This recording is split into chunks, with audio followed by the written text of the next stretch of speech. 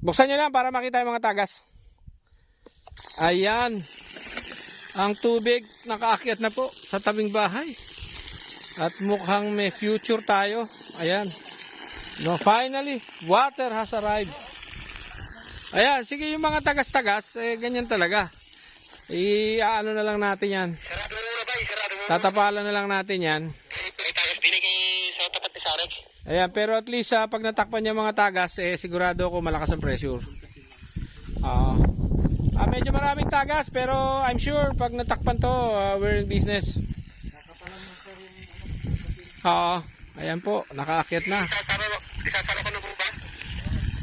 Sige, sara mo na, nakita na. Sandali, isa pa, may bubuksan na lang ako, isang valve pa. Okay.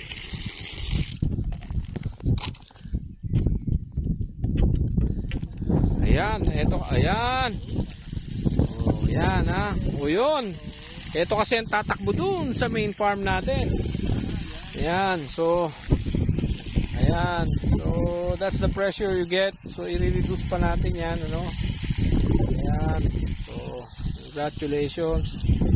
Ayan, papalakas natin. Pero pag nawala yung mga tagas-tagas na yan, lalakas pa to. At least we got water here. Dudugtungan na lang natin ng solar pump yan. Then okay na. Okay, congratulations.